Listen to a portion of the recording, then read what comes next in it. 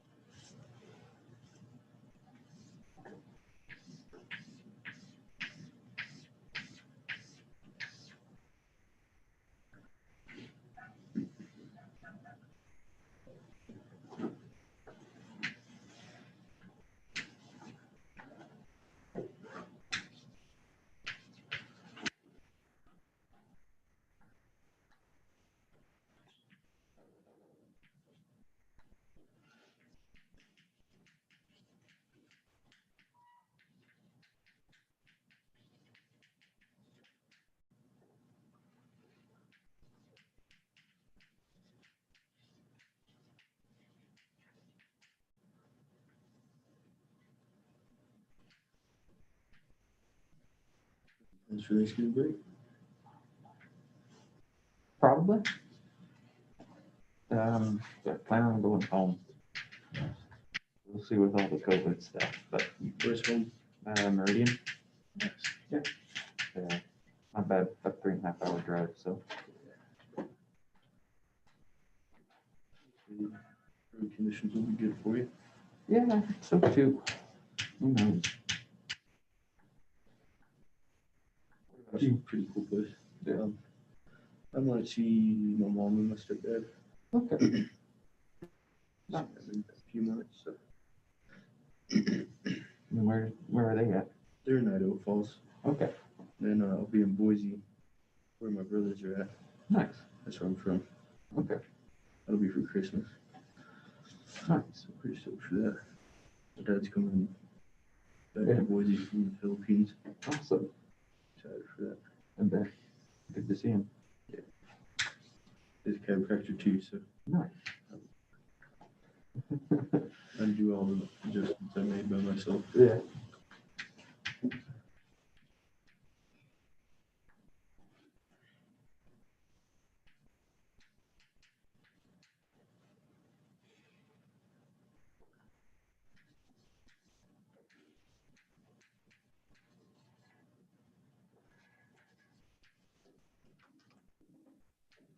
Is this guy irrelevant?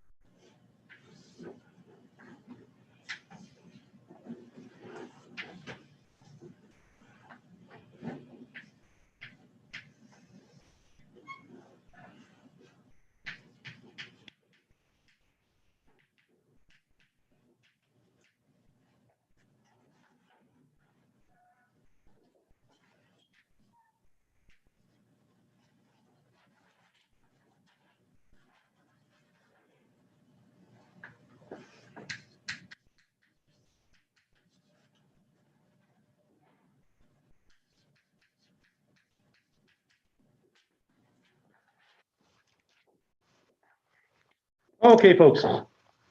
Sorry, I was distracted. We're starting a bit late. Just went to look at my watch. Thanks for coming to class today. We have an exam a week from today, and I have a practice exam prepared. But what I'm working on, and it's probably going to take me a good chunk of the day and maybe even tomorrow, to basically have it on our website as a online exam that you would have to use the Secure Proctor software to take. And I've decided that that's the software I'm going to be using for our final exam.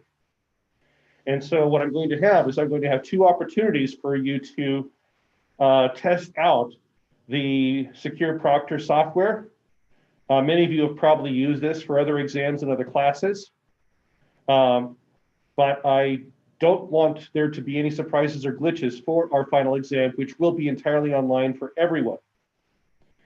So I encourage all of you to, once I get that exam up, to download the required software, go through the online tutorials on the ISU website on how to use it, and give it a try with the practice exam. And you'll have another opportunity to try this out with the practice exam that I'm going to put up for the final exam. And I hope to have that up. Probably not this weekend, but next weekend.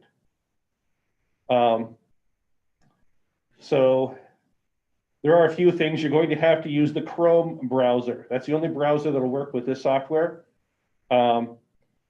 So basically, avoid problems on the day of the exam. The final exam will be synchronous, meaning you will have to take it during the specified 2-hour window. And the exam will simply not be available before that or after that. So you've got to become expert in the use of this software and certainly have it downloaded and ready and tried it out to make sure you don't have any glitches. The ITRC help desk does provide assistance. So I can't stress enough how important it is for you to download the software and give it a try in the 2 opportunities that you'll have. So, but I appreciate your patience. Normally I'd have the practice exam up by now, but it's taking me a while to convert it to the online form that's needed. So again, I've sent a couple of emails out now. If you foresee the possibility of not being able to take our exam a week from today in person, you've got to get in contact with me to make other arrangements. Do not assume that I am expecting you to take the exam online. If you've done that for any other exam, you've got to let me know. So please respond to that email if you foresee the possibility. That also takes a while to set up and arrange for online proctors. To be clear, the exam a week from today will not be using the Secure Proctor service. It'll be a one-on-one proctoring with ISU physics students. Okay, so to start off where we left off on Wednesday, talking about where light comes from. And I mentioned that every element, every atom has a unique fingerprint in light. And this is called its spectrum. And if you look at an energy level diagram of a typical atom, you'll talk about, say, this is for like a gas, where atoms are kind of far apart, not really interacting with each other very much. You'll have very clearly defined ground states, excited states, and at equilibrium, most of the electrons are in their lowest energy state, but at any given temperature, you're going to have some in excited states. But you can have atoms get excited by collisions with each other, absorbing some sort of energy in one fashion or another. But electrons are going to be excited to higher level states and then drop down into lower states, losing energy by giving off light. And so the light energy that's given off will correspond to specific differences in energy levels. And the energy levels are not evenly spaced. And so there's a variety of different energies that any given atom can emit. But these energy levels are specific and unique to each element and also each chemical. because you get similar transitions in chemicals, like molecules, made up of many atoms. But atoms and molecules will either absorb or emit light at very characteristic energies, and we call this collection of energies or colors of light the spectrum. So let's get the lights off. I'd like everybody to get one of these glasses and come down close. For those of you remote, you're going to have to, you've got the diffraction grating for the Yeah, we lens? got this figured out.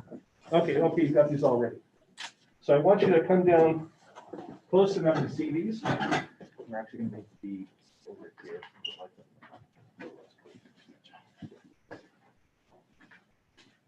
You're gonna need to close the other door. And where's the flashlight? Colton, where's the flashlight? I don't see a flashlight. I didn't grab flashlight. There's one on the end. Okay.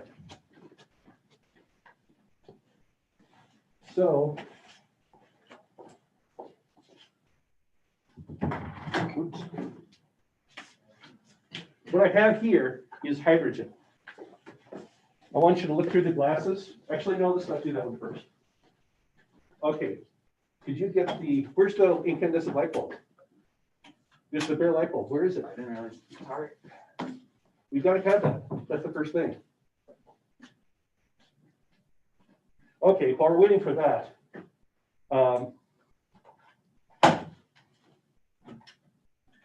Why isn't this plugged in? Guys?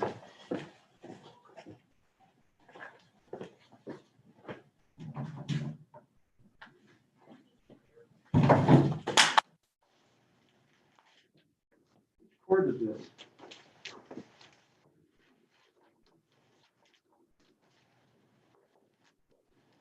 Hopefully you guys need to have this stuff ready.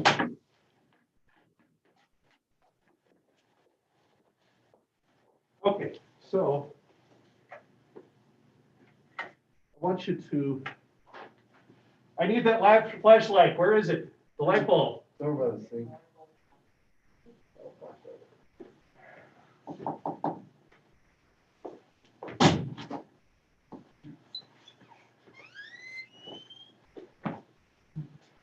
I need a frosted light bulb. No.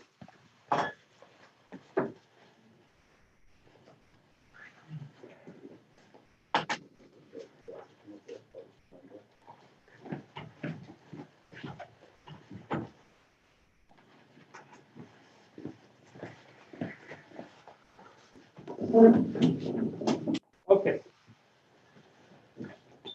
I need that light off.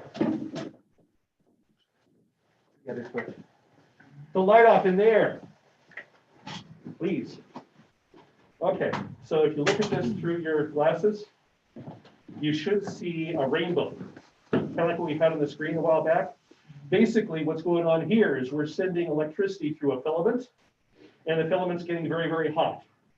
The resistance of the filament is chosen so that the temperature, basically from the voltage we have, it's going to get a certain temperature in equilibrium, and that temperature is going to determine the colors of light that it emits. Remember the discussion with black body radiation earlier? Everything will emit a characteristic range of colors of light based on its temperature. And so the filament resistance is chosen very carefully so that the temperature of this will give us a distribution of colors much like what we get from the sun. And I want to contrast that with a fluorescent light bulb. And when you look at this, what do you see? Do you see a full rainbow of color, a full spectrum, like what you get from the sun with all the colors? Do you? You shouldn't. Yeah. So if I rotate this, depends on which way it's rotated, but you should only see 4 or 5 very distinct colors. Yeah, the yellow area is super small. So which is better, if I hold a horizontal or vertical? Horizontal. Horizontal? Okay, so you should only see 4 or 5 distinct colors. But they combine, kind of like the red, green, and blue lights we had on the spotlights. They should combine to give you something that looks kind of like white light. But if you look at its spectra, the actual collection of colors, you can see they're distinct. What's going on here is we have basically a high voltage applied across a tube where there's a very low pressure gas. And that voltage will provide energy and it will ionize that gas. And each molecule in that gas will then lose energy by giving off characteristic light. And that light is primarily in the ultraviolet range. If you remember the discussion of plasma we had earlier in the plasma tube I had set up, you could barely see a faint purple glow. That's because almost all the light that was emitted was in the ultraviolet range that you couldn't see. But on the inside of these tubes, if you ever broken one, you know there's kind of like a white powder inside on the inside of the glass tube. Well, that's a set of phosphor chemicals. In fact, it's a collection of 5 separate phosphor chemicals that absorb that ultraviolet light and then re-emit it in the visible range through something we call fluorescence. Basically, you have light being absorbed at one energy, usually pretty high, like ultraviolet, and then through a series of decays where the electrons go from high levels to low levels, they give off lower energies of light spontaneously, very quickly. This is called fluorescence. And so we've got the different phosphor chemicals that give us those colors. Now, here, let's see, I believe we have hydrogen. You might have to get pretty close to this to see it, but I want you to look. Can you see a pattern of lines from this gas source? That is hydrogen. That is a pattern unique to hydrogen. Whenever you see this pattern of light, you know that hydrogen is present in the gas that's giving off that energy. So,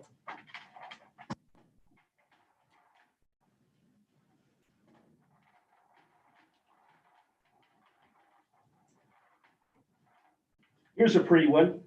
This is neon. It's one of the more complicated spectra. You should see a whole lot of lines. And this is one of the reasons why we use neon in signs. It's very vibrant, produces a lot of bright colors. But its pattern is very, very characteristic and unique. This is nitrogen, which is mostly what our atmosphere is made of. And you can see that it's got a very distinct pattern from both hydrogen and from neon. The second most common gas in our universe is helium. And this is the spectrum you see from that.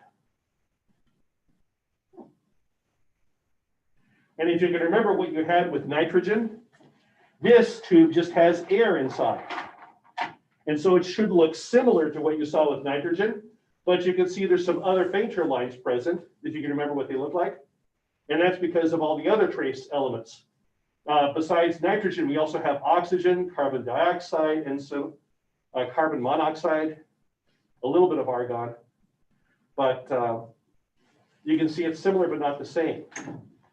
Okay, but the punchline here is that every single element, every single chemical has a unique pattern in light, a fingerprint, if you will, that we call its spectra.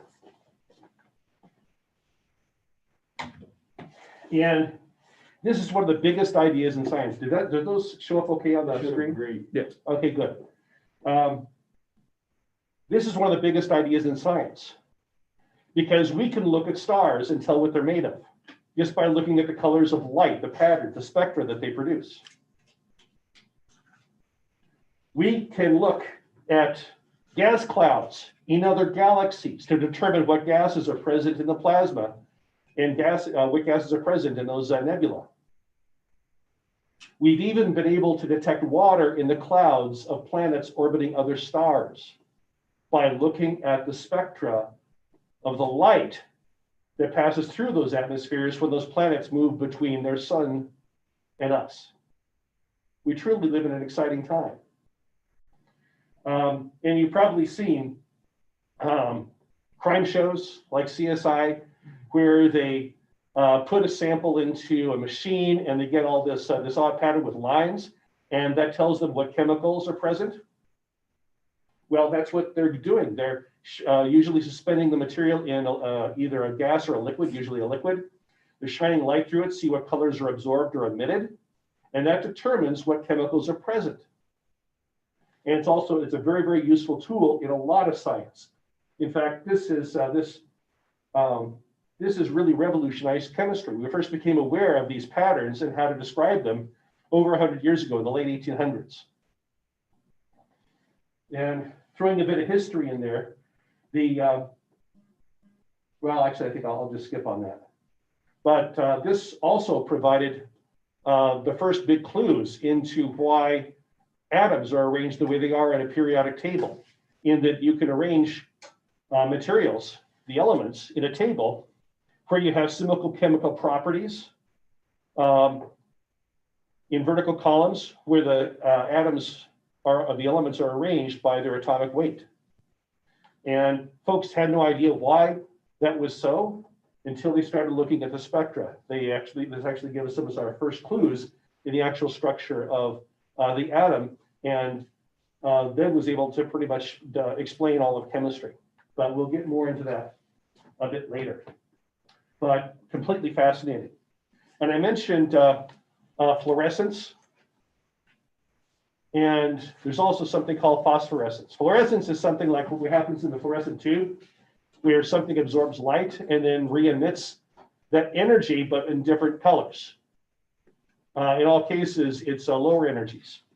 And I've got a collection of, well, some nice pretty marbles and some different minerals. Please keep the minerals inside little baggies. But I've got a little black light here. Basically, it emits ultraviolet light. It looks purple because some of the light that it emits is visible, but a lot of the light is ultraviolet. In fact, probably what would be good is to come close, but do keep the 6 feet or 2 meter separation from each other. Now let's turn off the lights.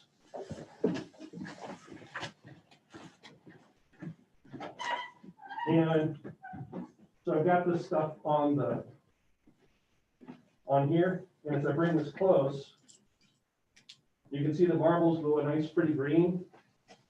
The white that I'm seeing is off the labels. I think I will take these guys out because white paper has bleach in it to make it white, and bleach will fluoresce quite nicely. But here I've got, oh, what is it?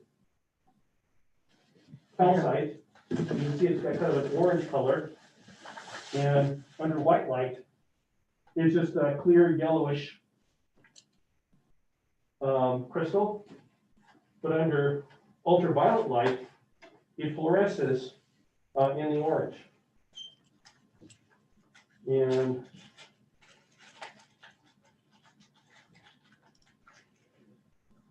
this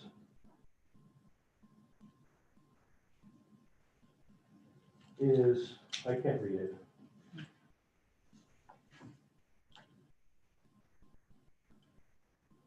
Trotite. I think this is trotite. So it looks kind of like a white rock with black specks. But under ultraviolet light, oh, you get some really pretty cool reds coming in there, and even some blues. And you see no clue of the red normally. There's actually some animals that do this too. Well, yes, there are a lot of excretions will fluoresce, like urine, and to some extent blood will fluoresce. And let's see, this is solidite. It's kind of sparkly white, but under ultraviolet light, we get some oranges and what looks almost like browns. So a variety of different colors are present, like this, whatever this is not a nice bright orange. But under white light, it almost looks clear.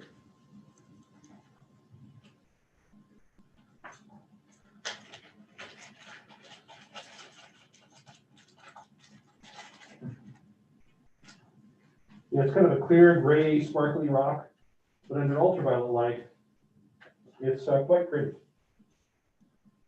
Okay, so One thing I noticed was that my face mask was actually starting to fluoresce a little bit. Yeah, that's because it has bleach in it. Anything that has it's been exposed to laundry detergent will fluoresce like this.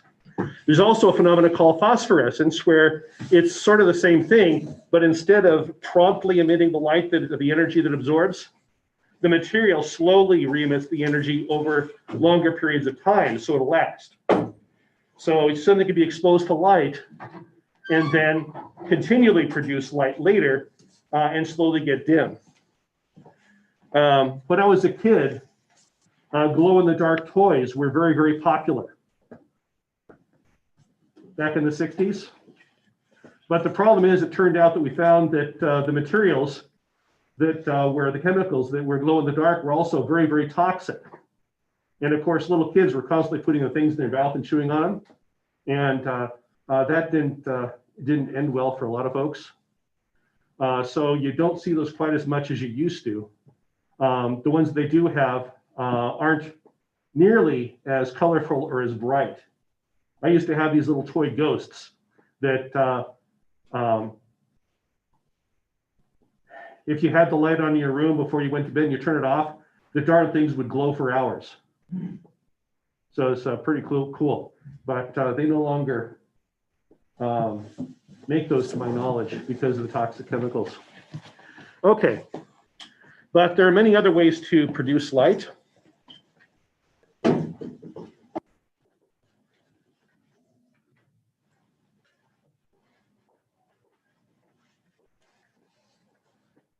So one thing that's quite useful are lasers. In fact, the laser was called the invention without a purpose.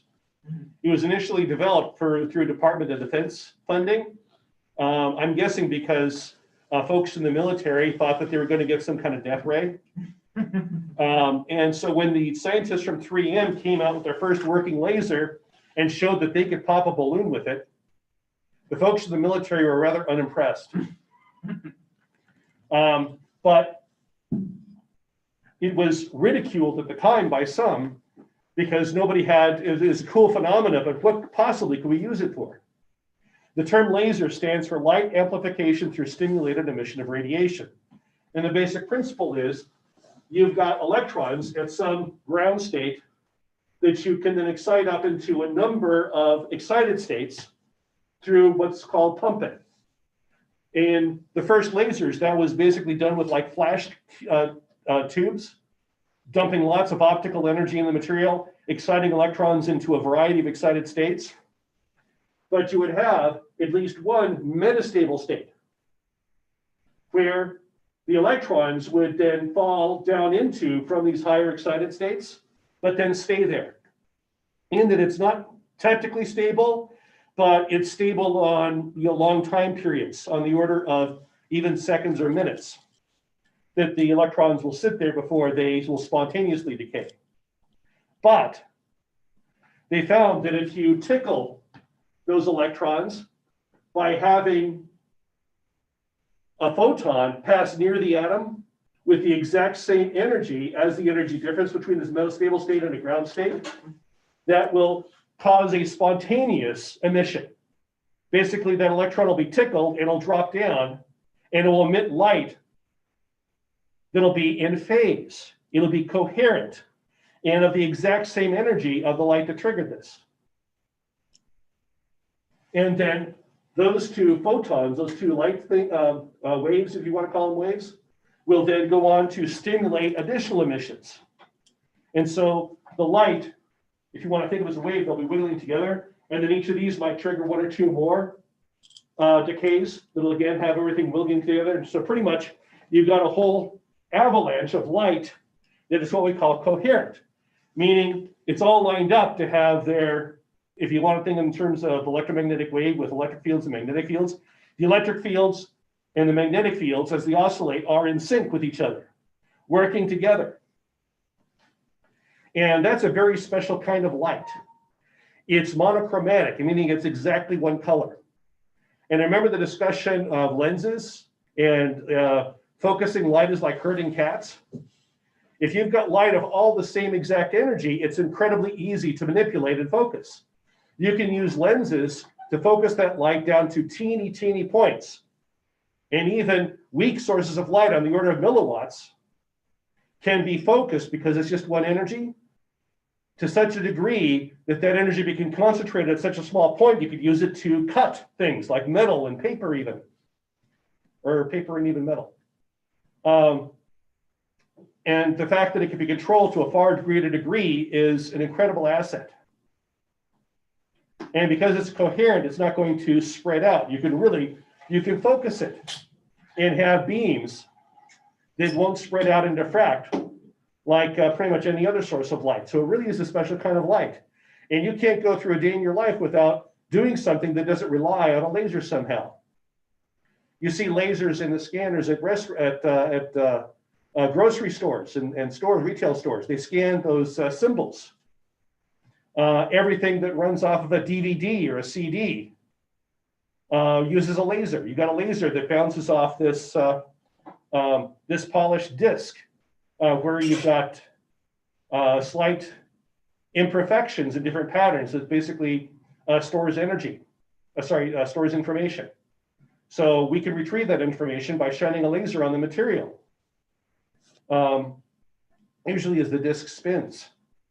And that's a very highly efficient way of storing very dense information optically and retrieving it quite easily using optics.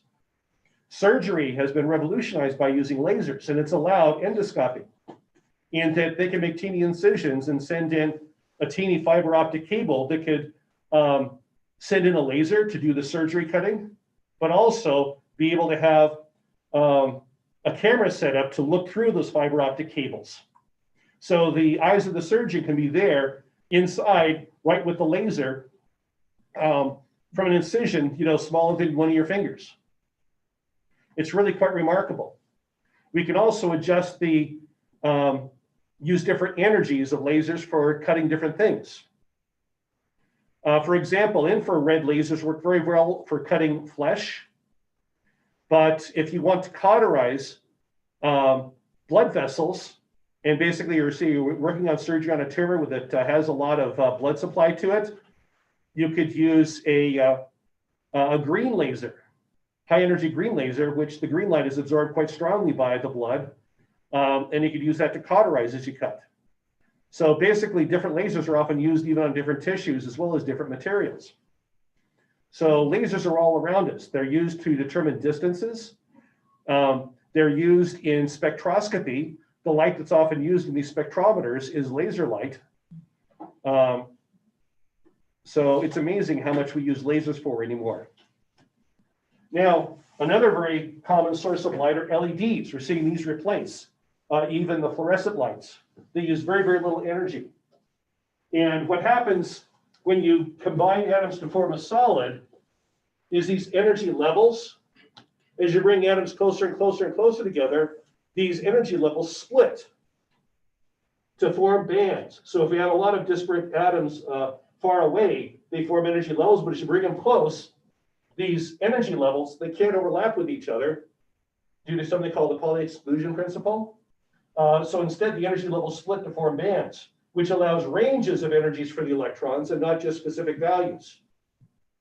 And this is one reason why metals are such good conductors, is they've got a large range of energies available for the electrons. And the maximum energy, what we call the Fermi energy of, well, actually, it's not the maximum energy. It would be the maximum energy if all the electrons were in their lowest energy state. But it's an energy about which the electrons are distributed in their energies. But if the Fermi energy is right within one of these bands, you've got a large range of energies available for the electrons, and so they can freely move long distances across the materials. And this is what makes the difference between a conductor and an insulator. In an insulator, you've got electrons that are limited to what sort of energies are available because we've got these band gaps.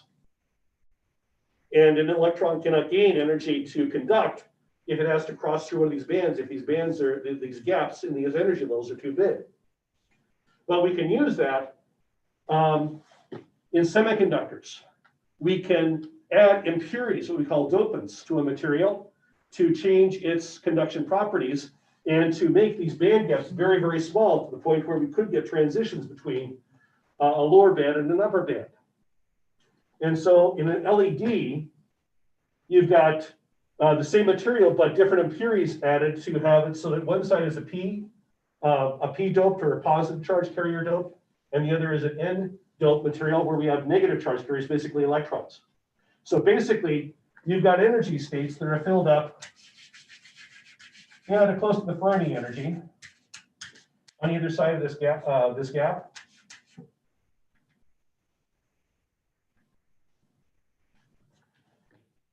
And the gap is too big so that you don't get transitions across. But if you apply a voltage across this material, you can raise the potential energy of the electrons and lower the potential energy over here. Now, you'll have a region in one band, so the band is almost all filled up, but then you've got a region where we have what are called holes. Basically, holes are where all the states are mostly filled up, but you've got a couple of empty spots. And if you apply a voltage to the material, you are going to have electrons jump into these little holes, but that's not noticeable. What's more noticeable is the holes will appear to drift in the other direction. And so even though electrons are always going in one direction, in a p-doped material, it actually looks like absences of electrons or positive charged holes are moving in the other direction.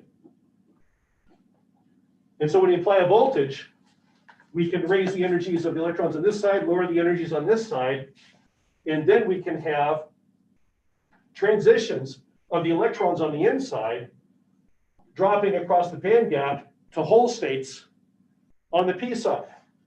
And you've got a wide range of energies here available for the electrons and a wide range of energies here available in the holes. And so you can have an electron dropping from a fairly high energy up here to a fairly low energy at the bottom of this, this band where you have the holes, or an electron, and that'll give us a large energy light, or something from the bottom of this band dropping to the top of this band for a small energy difference.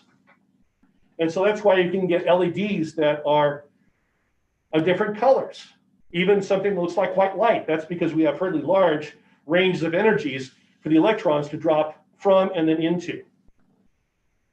This is also fairly similar to what we have with a laser diode.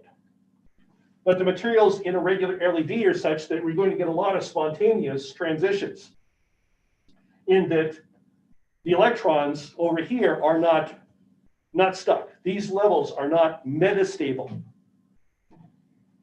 in that they will spontaneously drop down. And whenever you have spontaneous dropping of electrons from one energy level to another, the light they give off is fairly incoherent, meaning it's not a lasing output.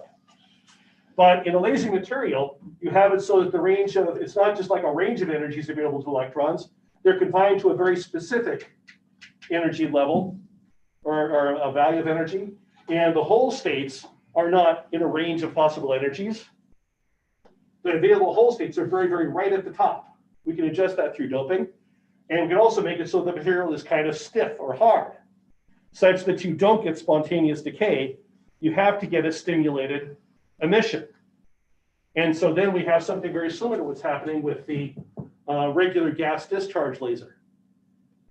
But these lasers working on semiconductors are incredibly cheap and very, very long lasting. The old gas discharge tube lasers, they tended to leak the gas.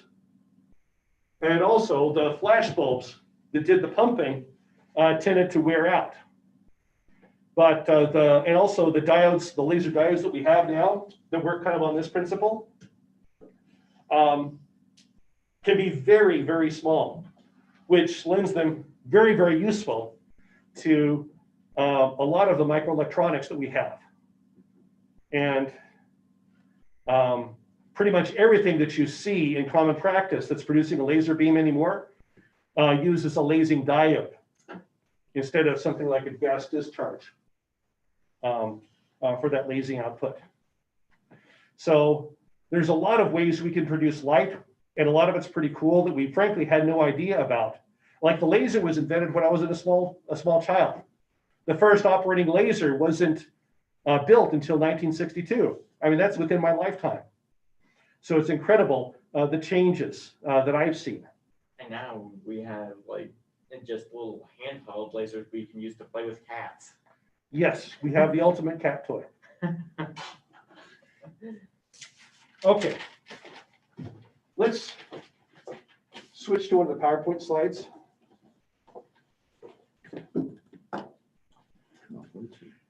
Or, yeah, the backlights.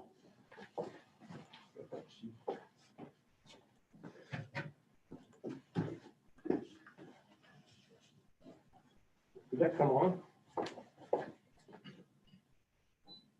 Okay, I heard it beep that time.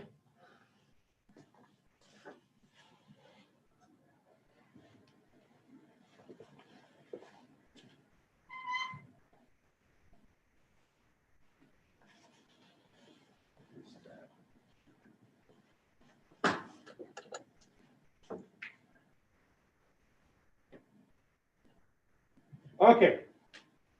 Question with only two possibilities here. Vega is a blue star, and Antares is a red star. Which is hotter? Remember our discussion about black body radiation and the color of objects depending on their temperature.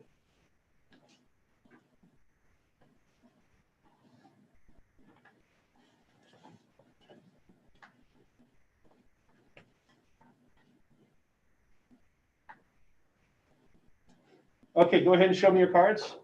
Folks, hit letter on chat, please.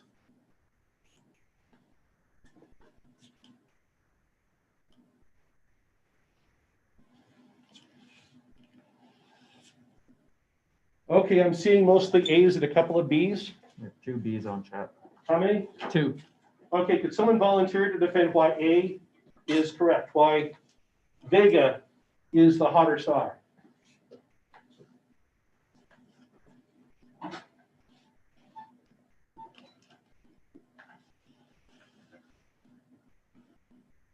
Anyone? Isn't it because blue puts off more luminous, like, color, I guess, the way to put it? No, I don't know if I'm phrasing it right. I think you're talking about intensity. Okay, yeah.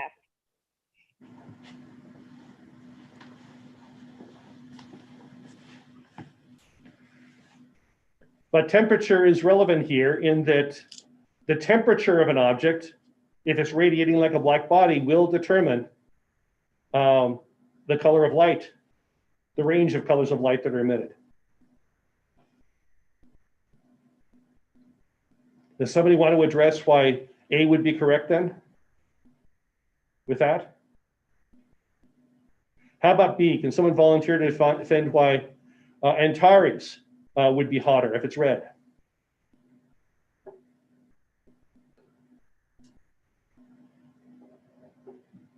Can anyone add anything to either of those defenses or points? I put B because I thought that like just thinking about like when flames are lit and stuff, if it's like a super hot flame, it's more red, and like if it's not as hot of a flame, it usually shows up as more of a bluish color. But that was kind of just like a guess. Okay, so red flames are hotter than, say, blue flames. Just looking at if something's burning. Mr. Anderson? From my understanding of the black body radiation stuff, the black body has to be heated to a higher temperature to emit higher frequency radiation, and blue light has a higher frequency than red light. And also with the fire, actually blue fire is hotter because that's the very, you see blue in the very hot part in the middle of the flame. Mm-hmm. Okay, I will throw in something else. Horseshoes. I'm sure all of you have dealt with a horseshoer, maybe? Yes? When a smith or a farrier is heating up the horseshoes, you can see them go through a range of colors as they get hotter. And so you should be able to use that to judge this. Anyone want to add anything else? Are there any more comments showing up on chat? Yeah, Ms. Scheisse says blue produces a higher frequency wave. Okay. Okay, you've heard some defenses. There's been a little bit of discussion. It's unanimous here in the classroom, so I don't think we need discussion, but go ahead and hit the letter in chat or hold up your cards again. See if anybody's minds have been changed. Basically, what's hotter, a blue flame or a red flame? Is there any change? All A's. All A's. Okay, that in fact is correct. Vega is hotter, blue stars are hotter because they emit a higher frequency, range of frequencies of light. Again, remember the black body radiation demo we had where we hooked up a variable transformer to an incandescent light bulb and we increased the temperature of the filament.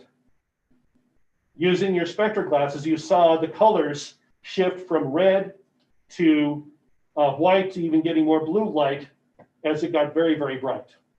And so with a horseshoe, a very, very hot horseshoe will start to glow. It'll go, first it'll start glowing a dull red, and then it'll look more yellow than white. And if they leave it in too long, you can start even seeing a bluish tint to the white light given off by the hot metal.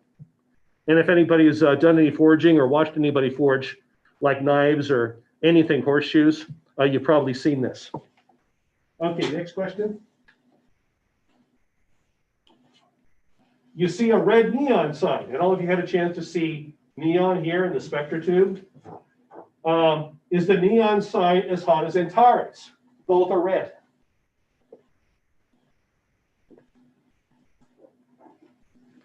Think on this question for a bit, please. Yes or no?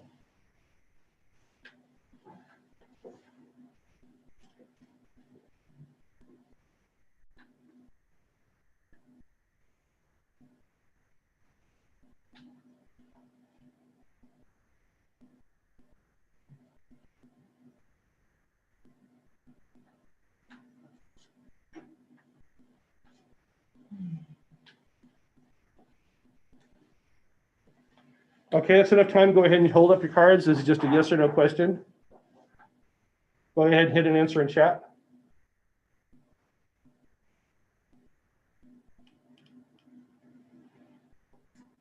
It looks unanimous to me. Is that right? There's 1A. 1A? Yeah. Okay. Can I get a volunteer to defend why this is correct? Why A is correct, why it is as hot? Can someone defend that, please? I'll do that. This is Jacob Harry. I just remember in class a while back you said that, or I just remember something about the heat. I think it's like the heat index or something like that, where something can be super hot, but if it doesn't have enough like oomph behind it, I guess I'm sorry, I'm not sure technical terms, but just because it's not as much volume or something like that, like just because they're smaller particles, they can be super, super hot, but not create an effect that a sun would have because there's so much mass behind that. Okay, So what I think you might be thinking of is conductivity, in how some materials do not conduct heat very well, and so even if they're very, very hot, we can touch them and not get horribly burned.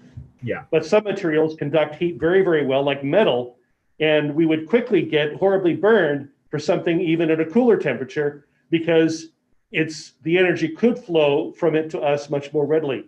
Was that what you were thinking of? Yeah, that's kind of the concept behind why I said A. Okay, so maybe there's some conduction going on here that complicates things. Can I get a volunteer to defend B, that no, this is not the case, that the star is hotter than the neon sign? Anyone?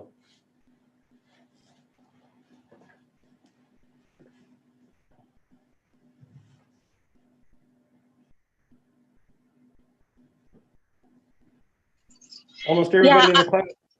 I just figured that for the star to emit light for us to see that many millions of miles away, it would have to have a greater energy behind it.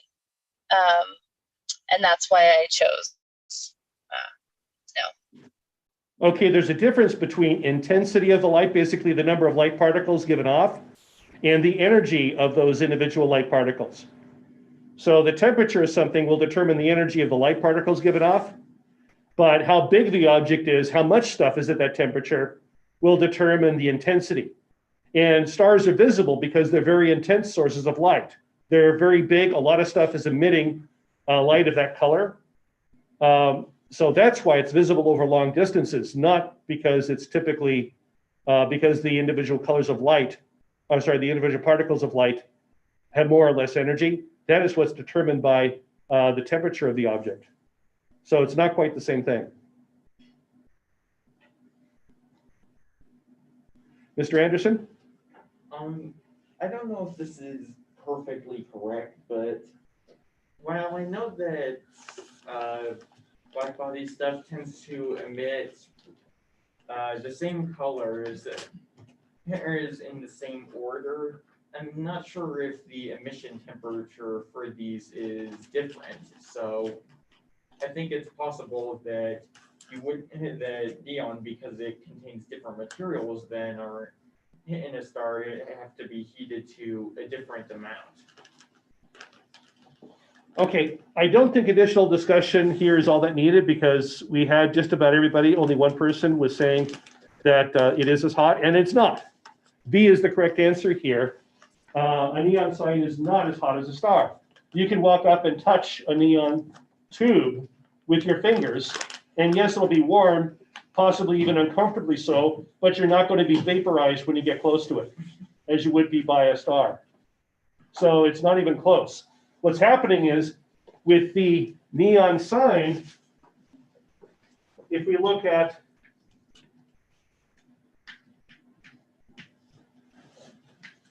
sign versus star, we look at intensity as a function of energy of the light. Thank you. With the neon sign,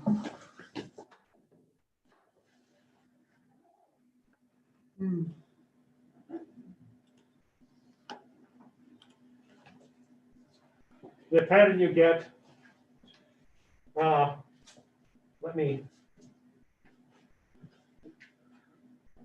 it's going to be something like this. But with a star of the same color, you're going to get something that looks like this. So the peak is about in the same place, but the actual amount of energy emitted, since it's emitted over a wide range of energies, not just light of this color, this color, this color, this color, this color, and this color, in this kind of a portion, you have a lot of light of other colors. So the actual amount of energy produced by, per atom or per molecule in the star is orders of magnitude greater, because you've got a lot of different energies emitted as opposed to just a few precise ones. So that's why you aren't vaporized when you get near a neon sign, which is actually pretty fortunate. Okay, that's all the time we have. We'll continue